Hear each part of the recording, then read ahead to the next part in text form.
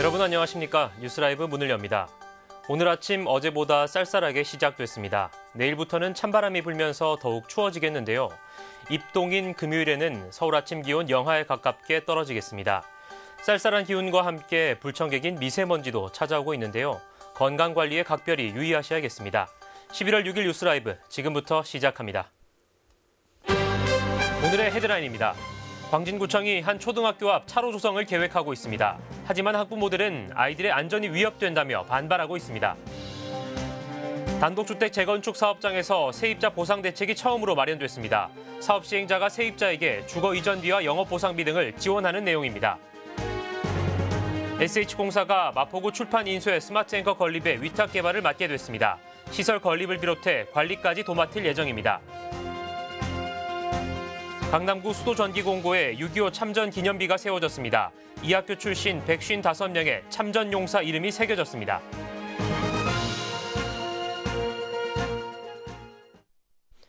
광화문 광장을 새롭게 만드는 서울시의 재구조화 계획이 정부와 지역 주민들의 반대 여론 등으로 사실상 재검토에 들어갔습니다.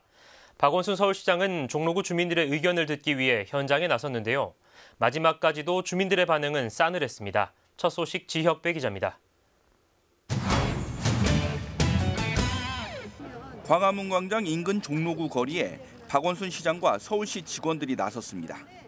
지난 1일부터 3일까지 삼청동 등 5개 동을 차례로 방문한 뒤 마지막으로 종로구청에선 시민들과 현장 토론회를 마련했습니다. 과거 같았으면 아마 그대로 갈 수도 있지만 저는 절대 그래서는 안 된다. 그렇게 생각하고 새롭게 완전히 주민들의 말씀을 처음부터 다시 들어서 종로구 주민들의 반응은 여전히 싸늘했습니다. 더욱 커지고 잦아지는 집회와 시위 때문에 정작 지역 주민들은 피해를 보고 있다는 겁니다. 시민들에게 돌려주기 위한 거다 그러셨는데 시민들한테 돌려주는 건 맞습니다. 집회하는 시민들한테 돌려줬다 이거죠. 저희 동네 그래요. 사실은 양파가 폭락하면 양파 와서 던지시고요. 뭐 팥가 폭락하면 파 와서 던지세요. 그리고 저희는 하루에 시위를 3차례 오세요. 10시 타임 오시고요. 12시 타임 오시고 2시 타임 오세요. 왜 그 인천에 아파트가 금이 가는데 청와대에 오시는지 이해가 안 돼요. 저희는. 박 시장은 주민들의 강한 반대에도 더 많은 의견 수렴을 거치겠다며 자리를 마무리했습니다. 대한민국이 이런 하나의 쟁점과 현안을 놓고 거친 어떤 주먹질이나 또 이런 싸움이 아니라 정말 깊이 있게 각자의 얘기를 이렇게 할 수 있는 이것이 저는 우리 대한민국이 발전한 것이고. 광화문 광장 인근 지역 주민들의 반대 의견을 직접 들은 박원순 시장. 지속적인 소통으로 새로운 광화문 광장 조성에 대한 여론을 형성한다는 계획입니다. 딜라이브 서울경기 케이블TV 지역배입니다. 광진구청이 양진초등학교 앞 도로공사 시행을 예고했습니다. 이미 오래전 도시계획시설상 도로로 결정된 데다 도시계획 기한이 내년까지라 반드시 공사를 시행해야 한다는 건데요. 학부모들은 아이들의 안전을 위협한다며 거세게 반발하고 있습니다. 보도에 조성협 기자입니다.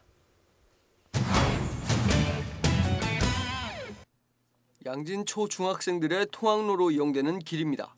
길 왼쪽엔 보행로가 설치돼 있고 그 아래로 보도블록이 깔려 있습니다. 광진구는 이 길에 폭 10m, 길이 190m의 차로 공사를 계획 중입니다. 이미 지난 1972년 도시계획시설상 도로로 결정됐고 41억 원의 예산이 마련된 만큼 사업을 시작하겠다는 것. 공사 계획에 따르면 현재 단절돼 있는 아파트 사이길에 차로를 조성합니다. 이렇게 되면 양진초등학교 앞은 삼거리 형태의 도로가 만들어져 차량 소통이 더 원활할 것이라는 게 구의 설명입니다. 광진구청은 내년이면 도시계획시설 기한이 끝나게 되고 그 이후엔 사유지에 해당하는 폭 6m의 길을 개인 소유주에게 돌려줘야 하는 만큼 올해 내 공사를 서두르고 있습니다. 6m와 기부차나 4m 도로 10m를 학생들이 활용을 했었는데 최소 4m 도로폭만 활용할 수밖에 없는 그런 취약의 상황이 우려되기 때문에 저희 입장에서는 학생들도 고려하고 또 저희 도로의 사용성도 증대시키는. 소식을 접한 학부모들은 거세게 반발하고 있습니다. 지난 15년간 통학로로 이용했던 곳에 갑자기 차로를 만드는 걸 이해할 수 없다는 입장. 더구나 양진 초중학교를 합쳐 2,500여 명의 학생이 통학하는 만큼 안전에 더 신경 써야 하는데도 불구하고 오히려 구청이 그 역할을 외면하고 있다고 말합니다. 중학교 시간 막혀 있잖아요. 그런데 차 왔다 갔다 하죠. 그래서 사고가 난 적이 한두 번이 아니에요. 어떤 아니든 도로가 뚫리면 일단 위험하다는 거 아무리 생각하는 것 같거든요. 한편 광진구는 지난달 25일 공사 설명회를 열었지만 학부모들의 반발로 인해 중도 무산됐습니다. 학부모들은 일방적으로 계획을 하다라는 형식의 설명회는 받아들일 수 없다는 입장. 이런 가운데 구청은 통학로 안전대책을 보완해 조만간 다시 설명회를 열 것이라 밝혔고 학부모들은 공사 저지 서명전에 돌입했습니다. 딜라이브 설경기 케이블 TV 조성엽입니다. 다가구와 연립주택 등을 허물고 아파트를 짓는 재건축 사업장에서 세입자 손실을 보장하는 첫 사례가 나왔습니다. 서울시가 노원구 월계동 재건축 지역을 대상으로 세입자 보상 대책안을 발표했습니다. 박선화 기자의 보도입니다. 철거를 앞둔 재건축 사업장에서 세입자와 용역 간 충돌이 빚어진 장면입니다. 세입자가 나갈 수 없다고 버티자 결국 물리적 충돌까지 빚어진 겁니다. 원인은 보상비입니다. 공공주도형 재개발과 달리 민간주도형 재건축은 세입자를 위한 의무 보상 규정이 없습니다. 그렇다 보니 강제 철거를 비관한 세입자가 스스로 목숨을 끊는 안타까운 일도 벌어지고 있습니다. 그 돈 갖고 어디로 그러니까 아니 살고 나서 전세비가 너무 작으니까 그 돈 갖고 어디 움직일 데가 없어요. 서울 시내 단독주택 재건축 사업장에서 세입자 보상 대책이 마련된 첫 사례가 나왔습니다. 대상은 노원구 월계동 487의 17번지 일대 재건축 지역입니다. 서울시는 이 지역 정비계획 변경안에 세입자에 대한 보상 대책도 포함시켰다고 발표했습니다. 정비계획안에 따르면 서울시가 재건축 사업장에 용적률 상향과 기부 체납 완화 등 사업성 보장을 위한 인센티브를 주고 그에 따라 사업 시행자는 세입자에게 주거 이전비와 상가 영업 보상비를 지원한다는 내용입니다. 재개발에 준해서 이제 단독주택 재건축도 세입자 대책을 하자라는 게 이제 내용이고요. 기부 체납량을 좀 줄일 수도 있고요. 여러 가지 방안이 있는데 뭐 기본적으로는 이제 용적률을 조금 더 허용 용적률을 저희가 주겠다라고 돼 있는 거죠. 현재 서울 시내의 정비 계획 변경을 준비 중인 단독주택 재건축 구역은 모두 13개. 서울시는 월계동 사례가 다른 사업장에도 긍정적인 영향을 줄 것으로 보고 있습니다. 딜라이브 서울 경기 케이블 TV 박선화입니다. 지난 4월 출판 인쇄 스마트 앵커 지역으로 선정된 마포구가 앵커 시설 사업자를 선정했습니다. SH공사로 앵커 시설 건립은 물론 시설물 관리까지 맡게 됩니다. 천서연 기자입니다. 마포구가 출판 인쇄 스마트 앵커 시설 건립을 위한 사업자를 선정했습니다. 위탁 개발 기관은 SH서울주택도시공사. 두 기관이 최근 양해각서를 체결하고 협력하기로 한 것입니다.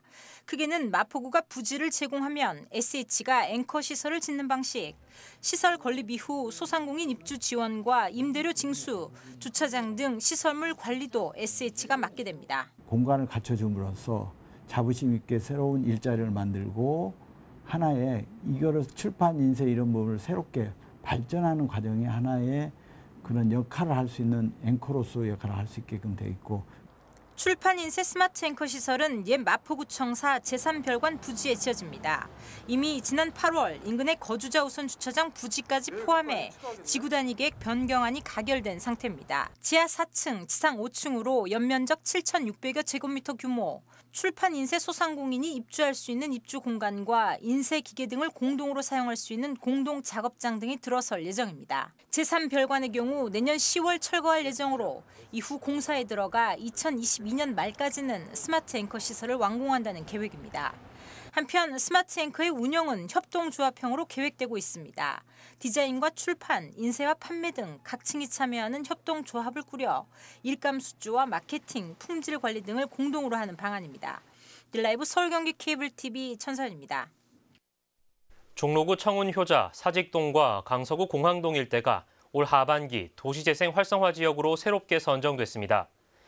이에 따라 서울시는 해당 지역에 내년부터 5년 동안 생활 SOC와 리모델링, 골목길 재생 같은 마중물 사업비를 각각 100억 원씩 지원합니다. 청운효자 사직동은 경복궁 서측에 한옥이 많은 역사도심 주거지로 노후 한옥과 빈집 관리 등 지역의 역사성과 장소성에 대한 보존이 필요한 것으로 평가받았습니다. 공항동 일대는 강서구 첫 도시재생 활성화 지역으로 오랜 기간 각종 규제를 받아온 것이 선정 이유입니다. 오는 12일부터 사업 속도가 더딘 서대문구 부가현 2구역과 3구역을 대상으로 정비사업 협의체가 운영됩니다. 협의체는 부가현 2구역과 3구역 조합장과 시공사 관계자, 도시계획과와 구청 관계자를 포함해 15명으로 구성됐습니다. 서대문구는 한 달에 한 번 정기회의를 열고 빠른 사업 진행을 위한 논의를 거칠 계획입니다. 또 민원 발생 지역이나 위험 시설물에 대한 합동 점검도 진행됩니다. 한편 부가현 1회 2구역과 1회 3구역은 사업이 완료됐으며 1회 1구역은 내년 마무리될 예정입니다. 강제 집행을 반대하는 장위시장 비상대책위원회가 지난 4일 성북구청 앞에서 집회를 이어나갔습니다. 상인들은 구청에 신청한 도시분쟁위원회가 열리기 전까진 이주할 수 없다고 밝히며 조속한 위원회 개최와 대체 상가 등을 요구했습니다. 한편 장위 10구역 조합 측은 오는 8일까지 이주를 마무리하지 못하면 강제 집행하겠다고 밝힌 바 있습니다. 이날 집회에는 기름 1구역과 장위 4구역 등 성북구 내 다른 재개발구역 철거민들도 함께했습니다.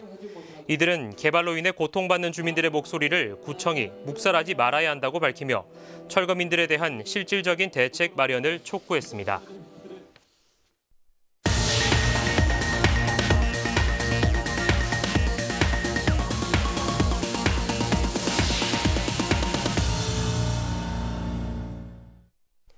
(6.25) 참전 유공자의 희생과 업적을 기리기 위한 특별한 기념비가 세워졌습니다. 서울 강남구에 있는 수도전기공업고등학교 얘긴데요. 이 학교 출신으로 참전한 선배들의 이름을 새겨 숭고한 정신을 기리고 있습니다. 보도에 지혁배 기자입니다. 1924년 전기기술자 양성을 위해 경성전기학교로 설립된 수도전기공업고등학교입니다. 지난 4일 이곳에 특별한 기념비가 세워졌습니다. 이 학교 출신으로 6.25 전쟁에 뛰어든 155명의 이름이 새겨진 기념비입니다. 전쟁터에서 목숨을 잃은 11회 졸업생 원은암 유공자부터 전쟁 막바지에 참전한 25회 홍은유 유공자까지 백발의 노병은 아직도 생사를 넘나든 당시의 기억이 생생합니다. 낮에는 그냥 아군이고 밤에는 인민군이 그렇게 됐거든요. 그래가지고 그 오미에다가 없어졌어. 포탄 떨어지는 대로 쫓아갔어요. 그래도 안 죽었어요. 기념비 제막을 축하하고 조국을 위해 목숨을 아끼지 않은 선배들의 희생 정신과 헌신을 기리는 자리에는 8명의 유공자와 졸업생, 재학생과 강남구 보훈단체장들이 함께했습니다. 기념식에 참석한 유공자에겐 국가유공자 명패가 전달됐습니다. 매일 아침 등교하면서 기념비를 볼 때마다 선배님들의 희생을 자랑스러워하면서 이렇게 6.25 전쟁에 참전하신 선배님들을 더욱더 계속해서 저희 후배들이 기억하는 그런 기회가 될 것 같습니다. 기념비에는 155명의 성명과 함께 건립 취지문, 6.25 전쟁의 의미를 함께 기록해 기념비에 대한 학생들의 이해를 돕고 있습니다. 대한민국에서는 전쟁이 일어나지 않는 평화스러운 국가가 되어야 된다는데 저는 공감했고요. 앞으로도 그러한 그 어르신들의 그 뜻이 이 기념비를 통해서 소중히 다시 기억되는. 수도 전기 공고 출신의 6.25 참전 유공자는 현재까지 40명이 생존해 있습니다. 드라이브 서울 경기 케이블 TV 지역배입니다. 한국 조각사의 선구자 역할을 했던 조각가 최만린, 추상조각의 개척자라고도 불리는데요. 그가 30년 동안 살았던 성북구 정릉동에 위치한 자택이 미술관으로 새롭게 탄생했습니다. 보도에 이승준 기자입니다. 한국 조각사의 선구자 역할을 했던 조각가 최만린. 1940년대부터 성북에서 작품 활동을 한 대한민국 1세대 조각가들 중 한 명입니다. 구상 조각보다는 추상 조각의 발전에 굉장히 힘쓰셨던 분이고 조각가로서도 그렇지만 교육가로서 또 국립현대미술관 관장님 지내시면서 한국 미술 발전에도 기여하신. 성북구 정릉동에는 최만린 조각가가 작년까지 거주하며 작업을 했던 자택이 있습니다. 최만린 조각가가 30년 동안 거주하며 삶과 작품을 담아온 자택이 미술관으로 새롭게 탄생했습니다. 생명의 고통과 한국 전쟁의 절망 등을 드러내며 주목을 받았던 그의 데뷔작이자 대표작인 이브. 한자 서체를 형상화하고 동양 철학을 녹여낸 태 등 대표작품 15점이 전시됐습니다. 이 밖에도 한국 현대 조각과 관련된 다수의 자료들도 선을 보였습니다. 내년 5월에 있을 성북구립 최만린 미술관의 개관 전시에서는 지금 열리는 사전개관 전시와는 달리 한국 현대 조각의 100주년을 역사를 짚어보는 그런 전시로서 최만린 조각가의 작품이 조금 더 풍부하게 전시가 될 예정입니다. 성북구에 거주하며 추상 조각의 개척자가 됐던 조각가 최만린. 그의 예술적 감성이 녹아든 작품과 발자취를 살펴볼 수 있는 미술관은 이번 달 말까지 사전 개관되고 내년 5월에 정식으로 문을 열 예정입니다. 딜라이브 서울 경기 케이블 TV 이승준입니다. 요즘 청소년들 대부분 학교와 학원에서 시간을 보내기 일쑤인데요. 용산구에선 청소년들이 끼와 흥을 발산하고 4차 산업 등을 체험해 볼 수 있는 축제가 열렸습니다. 이재용 기자입니다. 11명의 댄서가 칼군무를 선보입니다. 절도 있는 동작으로 순식간에 자중을 압도합니다. 용산구 청소년 문화축제 락원의 동아리 경연입니다. 올해엔 총 10개 팀이 참가했습니다. 청소년들은 그동안 참아왔던 끼와 흥을 원없이 내보입니다. 모르는 사람들 앞에서 춤을 춘다는 게 좀 떨렸어요. 학업 스트레스를 푸는 것 같아요. 이런 기회를 통해서 진로를 좀 더 생각해 볼 수도 있는 거고, 동아리 내에서 활동을 하게 되다 보면 약간 안 맞을 때도 있는데 그런 걸 극복해 나가는 게 저는 더 정이 쌓인다고 생각을 합니다. 4차 산업인 3D 펜과 프린트를 접해보고 대한민국 임시정부 수립 100주년을 맞아 독립운동가에게 감사의 마음을 전해보는 체험 부스 등도 마련됐습니다. 그중 청소년이 직접 운영하는 벼룩시장은 인기입니다. 이거 얼마예요? 이거 500원이요. 나중에 가더라도 기억할 수 있는 그런 청소년장을 만들고 싶습니다. 내년에는 이태원 광장 있지 않습니까? 그다음에 녹사평 광장도 있고요. 넓은 데서 관내 학생들을 다 오시라고 그래가지고 행사를 하고 싶습니다. 청소년들이 주인공이 된 문화축제 용산 락원. 잠시 학업에서 벗어난 청소년들이 마음 편히 웃고 즐길 수 있는 자리였습니다. 딜라이브 서울 경기 케이블 TV 이재용입니다. 11월 14일 대학 수학능력시험이 이제 일주일여 앞으로 다가왔습니다. 수능시험을 앞둔 수험생들은 긴장되고 부담스러운 날들의 연속일 텐데요. 나이는 많지만 여느 고3 못지않게 시험을 준비하고 있는 학생들이 있습니다. 늦깎이 수험생들을 천서연 기자가 만나봤습니다. 수업이 한창인 일성여고의 3학년 2반 교실. 5교월 학생은 오늘도 맨 앞자리에 앉았습니다. 78이라는 나이가 말해주듯 얼굴에는 주름이 가득. 그래서 선생님의 말씀을 이해하는 것도 요점을 정리해 나가는 것도 버겁지만 여느 고3 못지않은 수험생의 생활을 하루하루 버텨내고 있습니다. 떨리죠. 어떻게 떨리세요? 우리 애들도 그렇게 공부했으니까 나도 해보고 싶고 또 평생 한 번뿐이 없잖아요. 안 해봤으니까 너무 하고 싶었어요. 수능을 앞둔 또 한 명의 만학도는 올해 나이 67의 김복동 학생입니다. 자녀 넷을 키우고 뒤늦게 시작한 공부. 고등학교 과정까지만 배우려 했지만 캠퍼스를 보면서 대학 진학의 꿈이 생겼고 급기야 수능까지 보게 됐습니다. 시험이 코앞으로 다가온 요즘은 정말로 정신이 하나도 없습니다. 먼저 모의고사 한번 봤을 때 이제 국어 같은 건 지문이 엄청 많더라고요. 시험 공부는 막 이렇게 전철 타고 다니면서 이제 보면서 하는데 그것도 막 피곤하면 졸리거든요. 수년 전부터 꿈꿔왔던 시험이기에 이제와 포기할 수는 없습니다. 뒤늦게 시작한 공부이기에 누구보다 열심히 준비하고 있는 겁니다. 나이 들어서도 할 수 있다는 걸 보여주고 싶었습니다. 욕심은 한이 없지만 최선을 다하는 게 목표입니다.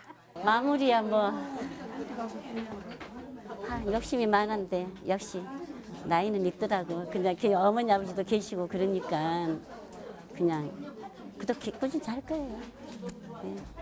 욕심은 하나 없죠. 어려운 점은 또 많아도 뒤늦게 이제 오니까 내가 이제 아주 어린애가 된 기분으로 재미있고 즐겁게 이제 공부를 할 수 있고, 그런 속에서도 제가 이제 다 끝마치고 막 이렇게 이제 한 거 보면 너무 저도 참 대견스럽고. 이제 남은 시간은 일주일여.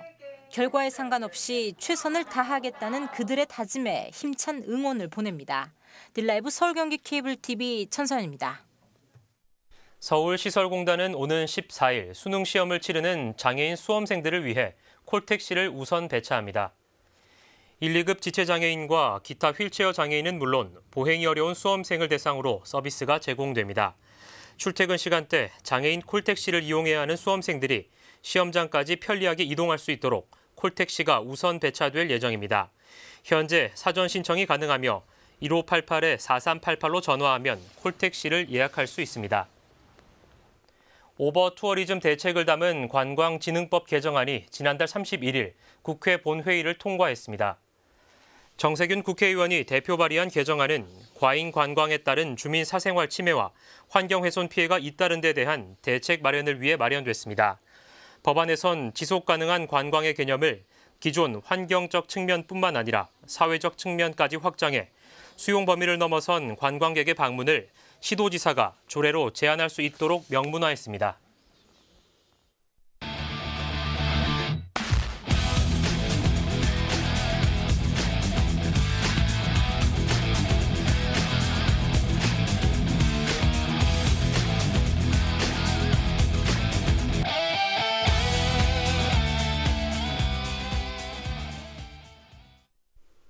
서울시가 최근 40조 원에 달하는 내년도 예산안을 발표했습니다. 주거 지원과 청년, 돌봄 정책 등 7대 분야에 집중하는 이른바 사람 투자에 힘을 쏟겠다는 의지가 담겨 있습니다. 얻어갈 것이 많아 찾아왔던 여기, 잃어만 간다는 생각에 잠 못 드는 우리. 서울살이 몇 해인가요라는 뮤지컬 넘버에 나오는 가사인데요. 오늘도 조금 더 나은 서울의 내일을 기대해봅니다. 뉴스 라이브 마칩니다. 시청해주셔서 고맙습니다.